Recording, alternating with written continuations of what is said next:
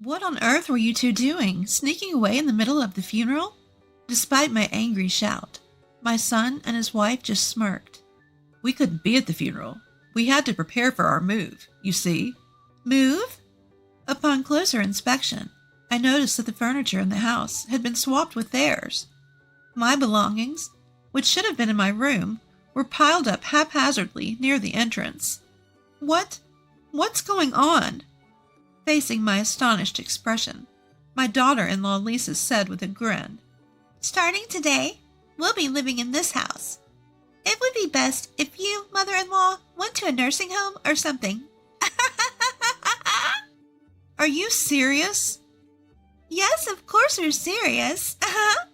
Please retire and make way for us, old lady.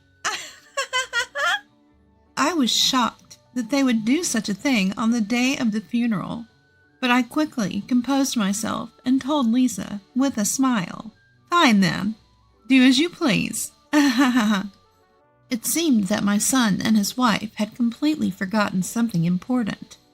My name is Susan. I turned 51 this year. My pride and joy is my son, William. William has been kind-hearted since he was a child, and he grew up to be a fine young man who cares for his parents. After graduating from college, William got a job in a company in New York City, but for the first few years, he was assigned to work in Nebraska. It was lonely to be apart from William, but for his growth, my husband and I saw him off with smiles. Mom, are you and Dad doing well? No health problems? At first, William, who had started living alone in a new place, called us frequently. "Yes, your father and I are both fine. How about you, William? Are you eating well? Is work not too busy?" I'm all right. Well, I eat out a lot, but I think of your cooking and pay attention to my nutrition. I want to eat your home-cooked meals, but I'll do my best here until I get used to work. My husband and I were relieved to hear our son's enthusiasm for his new job. But after a few months, William stopped contacting us as often. He could at least tell us if he's coming home for the holidays. Even by the end of the year, he hadn't contacted us and didn't even reply to our emails. So I called William's cell phone in frustration. "Hello? Hello?" However, a woman with an unfamiliar voice answered the phone. This is William's cell phone, right?" "Yeah, but are you a friend of Liam's?" "Liam?" As I was puzzled by the woman who called my son Liam, I heard William's voice in the background. "Lisa, who are you talking to?" Then Lisa, called by that name, answers William, so that I can hear. "Some old lady called." Old lady? Who's that? William laughs and answers the phone. "Hello? Oh, Mom, what's up?" Instead of scolding the woman who insulted me, William coldly replies to me. Confused, I respond to William. "Well, I was worried because you never contacted us. Are you coming home for Christmas? And is the girl who answered the phone earlier your girlfriend?" Piss off. What? William's response was a word I had never heard him use before. "I said, you're pissing me off. Stop interfering in my life. It's so irritating." William yells that and hangs up the phone. There was a time during his teenage years when he became cold, but I never imagined that he would suddenly become so rude after becoming an adult. I stood there, dumbfounded with the phone in my hand. Seeing my expression, my husband worriedly asks, "What's wrong? Did you talk to William?" I told my husband about the rude woman who answered the phone, and that William had told me to piss off. "Maybe it's her influence, or maybe it's just him growing up. Let's leave him be for now." Taking my husband's advice, I restrained myself from contacting William. A year later, with almost no contact from William, he suddenly finished his rural assignment and called to say he was coming back to New York. As we waited for William at home, there was an unfamiliar woman standing beside our son, whom we hadn't seen before. William, who is this? This is Lisa. I'm marrying her. Marrying? My husband and I were surprised by William's words and looked at the woman. But Lisa didn't greet us and just talked to William. Is this your parents' house?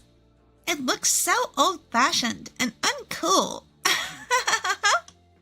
I suddenly realized, upon hearing her voice, Liam, Lisa, this is the woman who answered my phone call a year ago. When I gave my husband a pleading look, he immediately understood and asked Lisa seriously, Lisa, how long have you been dating our son? Huh? I don't remember. Are you the type who cares about how many years you've been dating, mister? That's hilarious for an old man.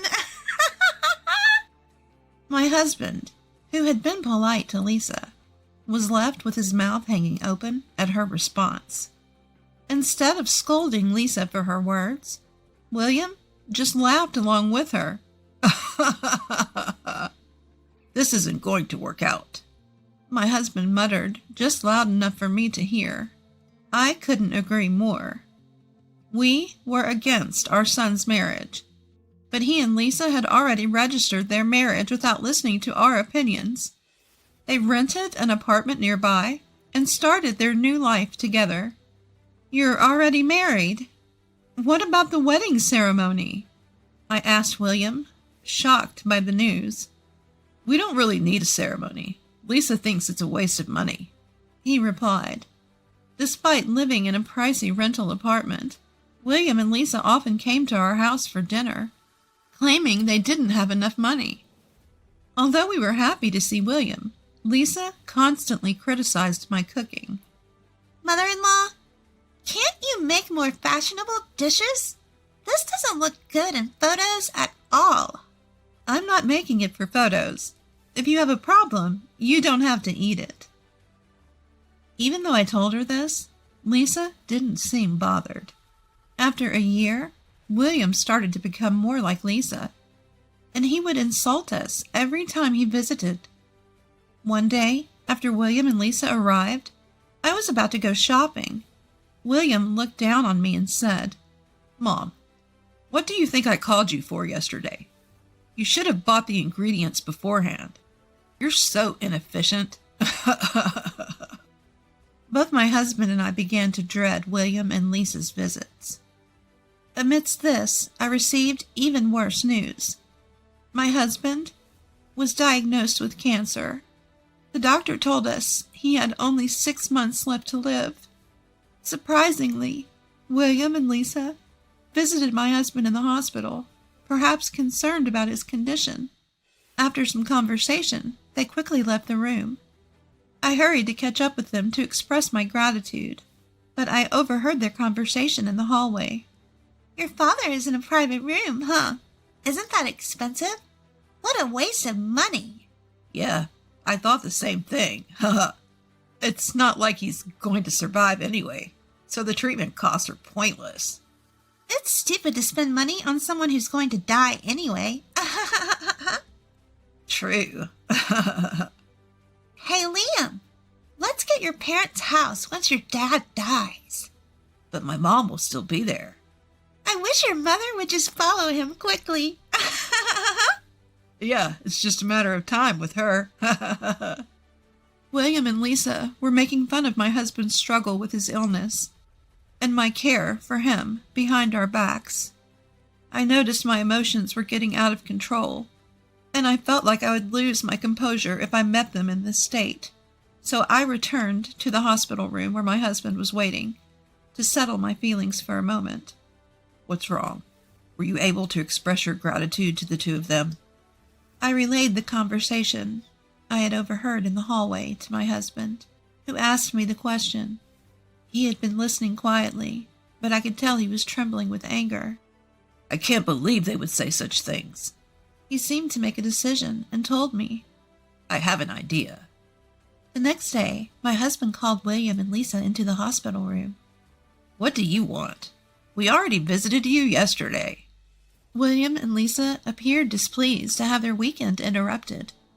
I want to talk about the inheritance after my death. At the mention of inheritance, Lisa's eyes lit up. Liam is the only son, so the inheritance should be his, right? How much is it?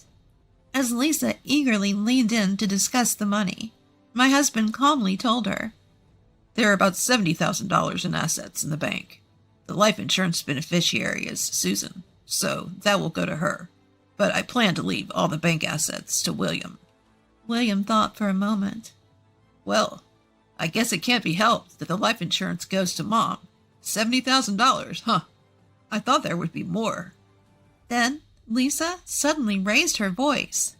What about the family home? It's in a great location, and the land is spacious, so it must be worth more than $100,000. At Lisa's words, William also excitedly asked my husband. That's right, Dad. What about the inheritance of the family home? My husband spoke quietly.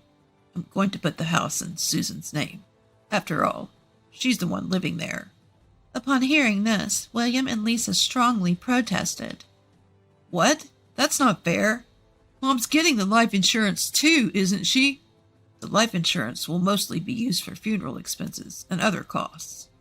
Even so, I'm getting the short end of the stick if I only get $70,000 and Mom gets a house worth more than $100,000. That's why I'm saying I'll give all the money in the bank to you. Lisa also argued back. We don't need that petty cash. Forget about the bank money. Just leave the house to Liam. My husband and I exchanged glances and nodded in agreement. Then my husband reluctantly told them, Fine, I'll leave the house to William, and all the bank money will go to Susan. Is that okay? All right! As William and Lisa celebrated with a triumphant pose, my husband continued. However, as I mentioned earlier, your mother is currently living in that house. Even if the ownership is transferred to William after my death, I want Susan to be allowed to continue living there. Fine. In their excitement about obtaining the house, William and Lisa brushed off my husband's words. To make sure they understood, my husband reiterated, The condition for William inheriting the family home is that Susan is allowed to live there while she's still healthy. William and Lisa, are you both okay with that? William and Lisa answered reluctantly. Yeah. We get it. Father-in-law is so persistent.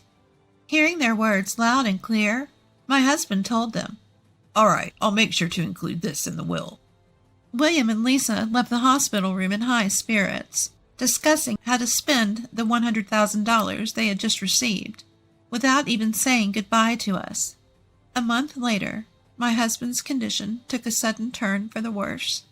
The hospital did everything they could, but they couldn't stop the progression of the cancer, and my husband passed away. While I was busy organizing the funeral as the chief mourner, William and Lisa were visibly restless. Even during my eulogy, they whispered to each other and then quietly left the funeral home. They never returned after the funeral. When I got home, I noticed the lights were on. Feeling suspicious, I opened the door to find William and Lisa waiting inside. What were you two doing, leaving in the middle of the funeral? Ignoring my angry outburst, the couple just smirked. We couldn't be at the funeral. We had to prepare for our move. Move? Looking around, I noticed that the furniture in the house had been switched with William and Lisa's. My belongings, which should have been in the room, were piled up haphazardly near the entrance. What's going on? Grinning, Lisa told me. From today on, we'll be living in this house. It'd be nice if you, mother-in-law, went to a nursing home or something. Are you serious? Yeah, we're totally serious. You old people should retire already. Shocked that they would do such a thing on the day of the funeral, I quickly changed my attitude and smiled at Lisa. Fine. Go ahead, do as you please. William and Lisa were taken aback by my easy acceptance. So, you're really going to a facility? I'm healthy enough to live alone in this house. so I'm not going to a facility yet. For now, I'll just find a place to live until I settle down." Satisfied with my response, the couple sent me on my way. 1 month later, I received a call from Lisa. "Mother-in-law, a lawyer just called and said that the house isn't under Liam's name, but yours. What's going on?" Well, about that. I explained to Lisa about the conditional will. My husband told you both that the house would be under William's name as long as I was able to continue living there. Now that you mention it, he did say something like that. To make sure there was no confusion later on, my husband made sure to include that in his will. He should have told you in the hospital room. But that doesn't mean we have to give it back. Under a conditional will, if the conditions aren't met, you lose the right to inherit. The moment you kicked me out of the house, you lost the right to inherit it. While informing Lisa, I recalled the conversation I had with my husband in the hospital room. I was furious that they called my husband as good as dead. But my husband was also quite angry at the two of them making comments that seemed to wish for my early death. However, I had a faint hope that if I died and left William alone, he might revert back to his kinder self. If I could continue to live peacefully in our home, even after my husband's death, I was willing to let the ownership of the house go to our son, and so I held on to that glimmer of hope. I had also hoped that your hearts would change with my husband's death, which is why I agreed to his proposal. The conditional will was your last chance. You mean you anticipated this might happen? I didn't want it to, but you two kicked me out on the very day of the funeral. I never thought you'd treat your parents so carelessly. But thanks to that, I've made up my mind. Made up your mind to do what? To kick you two out of that house and cut ties with you. Lisa, in a fit of anger, retorted to my firm statement. "Well, we won't accept that. This house is ours. We're not going anywhere." And she continued with a triumphant look. "Liam knows a lawyer, you know. We'll have them do something about it."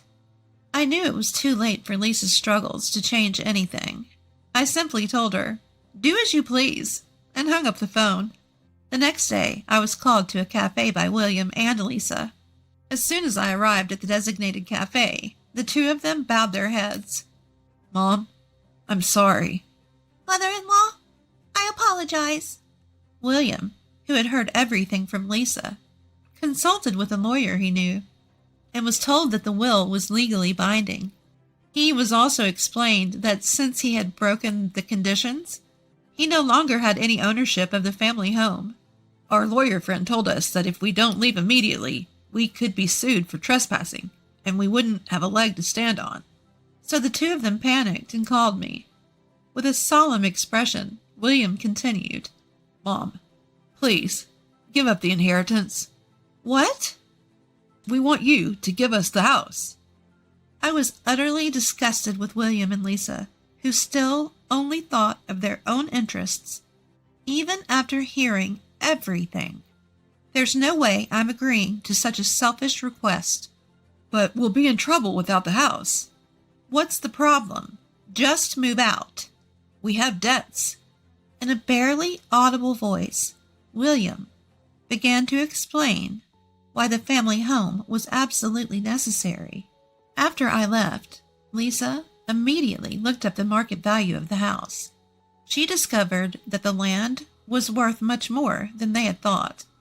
Lisa suggested to William that they should sell the house quickly while the price was high and get their hands on the cash. William agreed, and the two of them seemed to have been indulging in extravagance for the past month in celebration. Living it up like that. "Where did you get the money?" "I went into debt.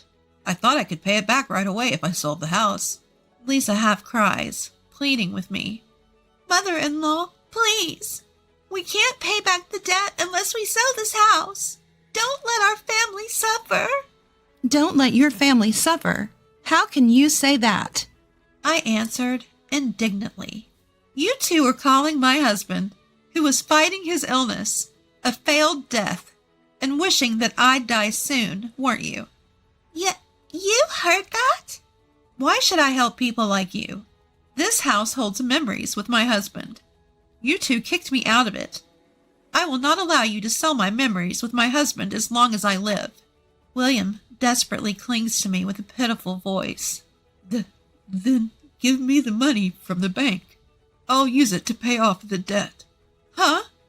Weren't you the ones who said you didn't want that dirty money?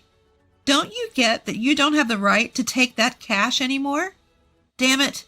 If Lisa hadn't said anything unnecessary, we'd have the cash by now. Lisa lashes out at Liam, who regrets his actions. Excuse me, Liam? You were happy when you heard you'd get the house too. He's your father, so do something about it. It's your fault, so you do something about it. I calmly told the two who started fighting. If you're going to have a marital fight, do it later. Just as Liam's lawyer friend said, I'll sue you for trespassing if you don't leave right away. Go back home and prepare to move. At the mention of suing, the two stopped arguing and hurried back to their house. They then packed their belongings and left in a rush. Afterward, the two searched for a new home, but with their debt, the only place they could rent was a rundown apartment that looked like it was about to collapse. Because they borrowed as much money as they could without worrying about the interest, planning to pay it back quickly, their debt just grew larger, even though they were working. It seemed like it would be a long time before they could fully pay it off. I returned to my own home after a month, with everything going as planned with my late husband. It was unexpected that my son and his wife tried to sell our home and ended up squandering money and going into debt, but everything else went according to plan. It might have been an expensive lesson for William and Lisa, but it was a good opportunity for them to reflect on their actions.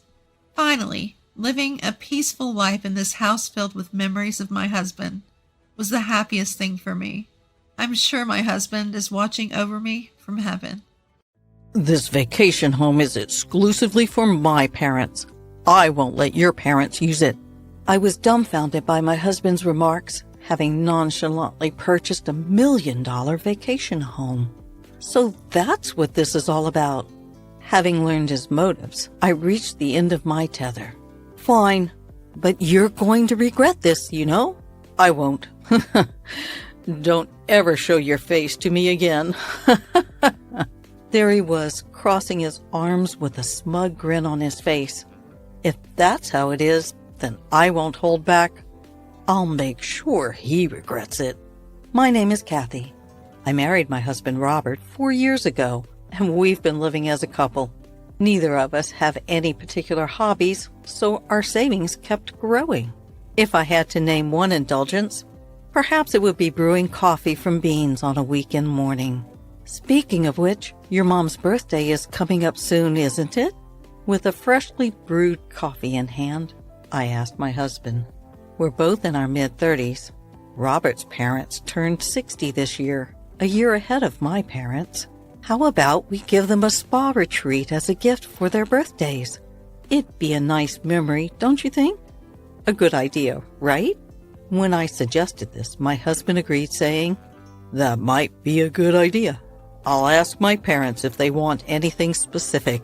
If not, we'll give them the spa retreat.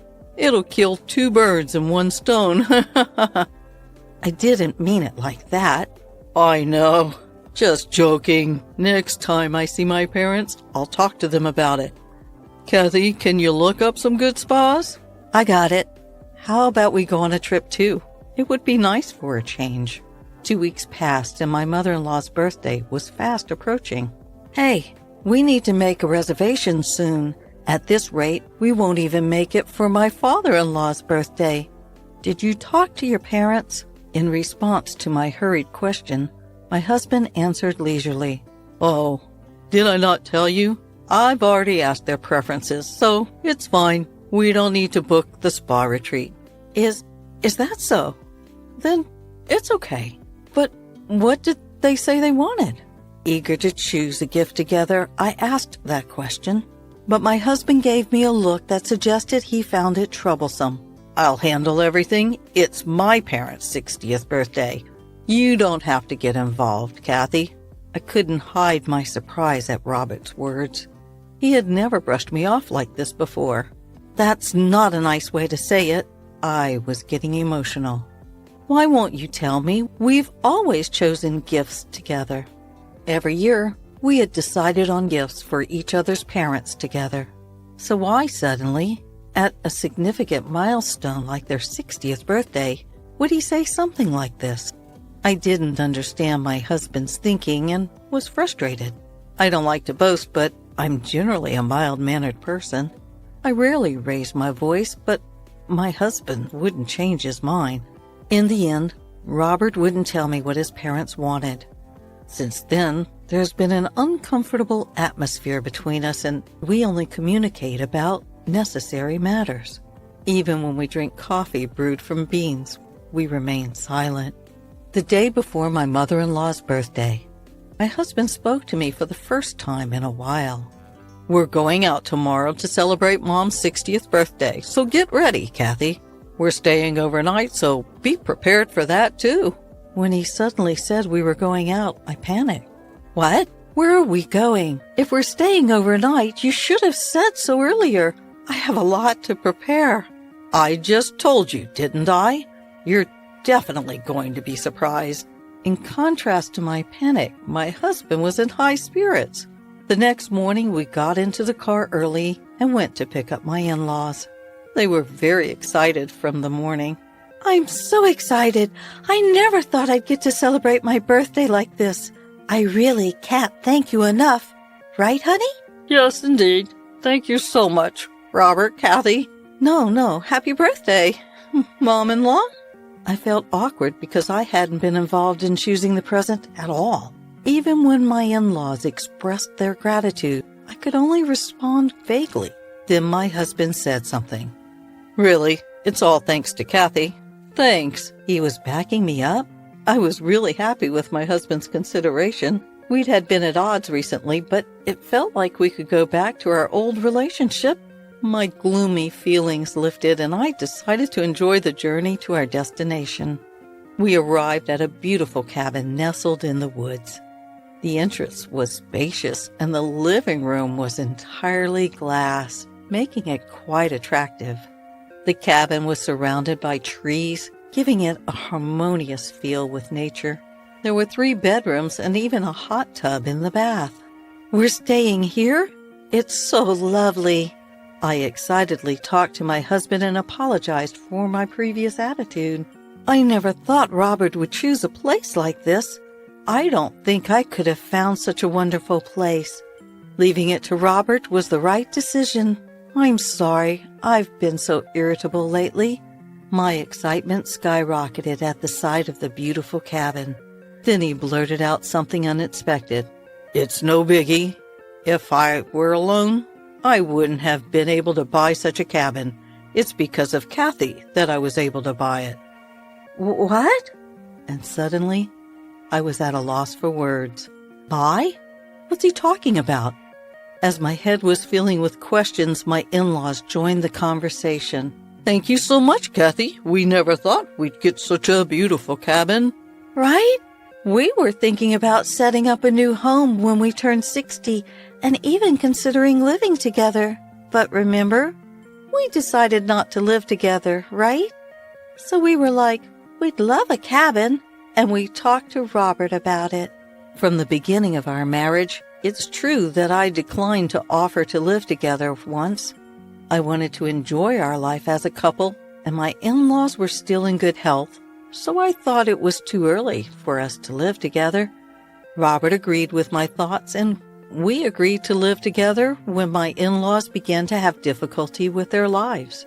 But I never expected them to ask for a new home as a present for their 60th birthday. Especially a cabin? That was going too far. Trying to control my rising panic, I asked my husband, Robert, this is a joke, right? There's no way we could afford to buy such a lovely cabin. What's the point in springing a surprise on me? It's mother-in-law's birthday. The surprise should be for her. It's not a joke. This is a genuine cabin that we bought. What? Upon hearing my husband's reply, everything went dark before my eyes. While I was in a state of shock, he continued, Man, it really saved us. They said I couldn't get a mortgage on my own income. It was a good decision to get a joint mortgage. Hold on a minute. I didn't hear anything about this. I just told you, and it's not a bad thing for Kathy, is it? You just said it was a lovely cabin. It's ours. That's not the issue, isn't it? How much did this vacation home cost you? My frustration aimed at him, he dropped a surprising fact. $1 million. What? $1 million? It was for my parents' 60th birthday. I thought we'd splurge a bit, he said. The amount was more than I could have ever imagined, leaving me dizzy. As if to add insult to injury, my husband began to spill an astonishing fact. We couldn't get a loan for $1 million property in both our names, so I used all the money we've been saving since our marriage, the joint account, as a down payment, he confessed. What? By this point, I was past beyond being shocked and was just plain dumbfounded. Why could he be so selfish without even consulting me? I couldn't understand it at all. Despite my shock, my husband continued nonchalantly. Well, it's already bought. Can't do anything about it now. Besides, I took into consideration Kathy's option of not living together. Isn't that good enough? And this vacation home, we can do whatever we want with it. Our vacation times will be more fun, won't they? His carefree attitude was nothing short of exasperating. But now that it's come to this, there's nothing we can do. Just as Robert said, this vacation home was indeed lovely, and our holiday enjoyment would increase. Fine, it's already bought, so there's nothing to be done. But you could have at least consulted me, I muttered resignedly. At that, my husband brightened up and laughed. That's more like it. I should have consulted you. I apologize. I wanted it to be a surprise for you too, Kathy. You're quite something, aren't you? Without my knowledge, Robert got a joint mortgage, even using our joint savings, but luckily, we don't have any big expenses coming up. I earn significantly more than Robert, and I have my own savings. Let's just accept it and think of it as a good purchase. Feeling resolved, I decided to enjoy the grand celebration for my mother-in-law's birthday party and a 2-day stay at the villa. Once home, I brewed a coffee and indulged in the memories of our villa stay. It was surprising, but the villa was really splendid. It had a wood-burning stove in the living room, which would be enjoyable in winter. Feeling happy, I spoke to Robert. Hey, when are we going back to the villa? I want to get some new dishes for the villa. Yeah, I'll check with my parents. Can't we go by ourselves? Well, the villa is technically in our names, but it was a present for my parents' 60th anniversary. It'd be wrong if they had plans, right? I had a bad feeling. Even though it's in our names, I thought it might practically become my in-laws' property. I quickly suggested. As it's our villa, we can invite my parents too, right? Yeah, if they're available. He answered noncommittally, but he didn't refuse. That's a relief. The villa won't become my in-laws' property. But that was too optimistic. For the past 6 months, I'd not been allowed to stay at the villa once. I go there, but I can't stay overnight. I drop my in-laws off at the villa, am made to prepare food, and then have to return home.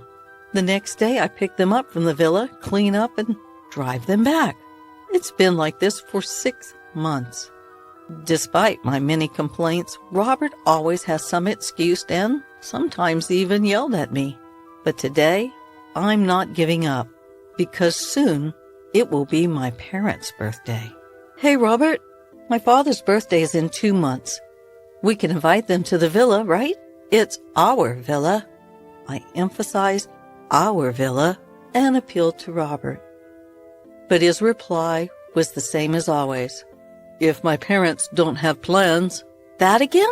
It's always the same. We haven't stayed at the villa once in the 6 months since we bought it. It's always your parents who get priority. It's our villa. We should be the priority. Plus, I'm also paying the mortgage and the down payment. My parents should be able to stay too. Today, I'm not backing down. I put my foot down more than usual. Then Robert frowned, replied like this. Shut up. That vacation house is for my parents only. I won't let your parents use it. I suppose that was part of your plan all along, wasn't it? No wonder you bought the vacation house without telling me. The tolerance I had shown until now snapped in my heart, making a sound as if something had broken. I'll never forgive you. Don't think you can get away with such selfish behavior. I proposed the following to my husband. Fine, if that's how it is. I won't hold back any longer. Let's get a divorce. What the hell? You're such a petty woman. Well, whatever. I'm quite appreciated by my parents for buying that vacation home, and I'm sure my mom would do the housework. I won't be in trouble at all without you. Of course, if we're getting a divorce, I won't let you use that vacation house. Still okay with you? My husband had a triumphant look on his face, crossing his arms with satisfaction. I felt pathetic for falling for such a man's smooth talk, but it's too late to regret now. All that's left is to get my revenge. I lowered my voice and put pressure on my husband. You sure? You're going to regret it? Like hell I will. Fine, it's settled then. Don't ever show up in front of me again. The next day, I filed for divorce. It was accepted without issue, and I decided to head back to my parents' house on foot. The call from Roberts to my parents' house came a few months later. When I answered the phone, he was in a panic. Is that you, Kathy? What do you want at this point? We have nothing left to talk about. In response to my cold reply, he shouted back frantically. I tried to call your cell phone. Why didn't you pick up? Some persons claiming to be your lawyer came to my house today. Hey, this is something you asked for, right? Can you explain it properly to me? You don't understand? What don't you understand? It's exactly as the lawyer said. Since we're divorced, I don't intend to pay the mortgage. If you don't comply, I'm considering selling the vacation house. That's all. But that vacation house is in both our names. Even if we're divorced, it's only natural for you to keep paying the mortgage, right? To my ex-husband, who was at his wit's end, I calmly stated, despite being in both our names, I'm not allowed to use it, right? So why do I have to keep paying the mortgage? That's what doesn't make sense to me. Oh, no, but it's a shared property, right? You should be the one paying. This is going nowhere. That's why I asked a lawyer. If you're going to insist on your point of view, I'm hanging up.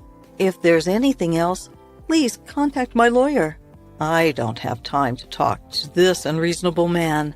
I have my own business to take care of. Hold on, wait up. I messed up. Let's use the vacation house alternately, okay? That should be fine, right? You're saying keep paying the mortgage and I'll let you use it in turns. I got no attachments to that vacation house anymore. After all, I already bought a new one. Wait, what? Yes, I gifted the vacation house to my parents for their 60th birthday. It's not exactly $1 million estate, but a cozy cottage that they love. Are we done here? I don't have time to be chit-chatting with you. Hold on, please. I quit my job. I know that. What? It was probably my father who caused it, wasn't it? My father is an executive in a top-tier company. He has many acquaintances, presidents, and executives of other companies.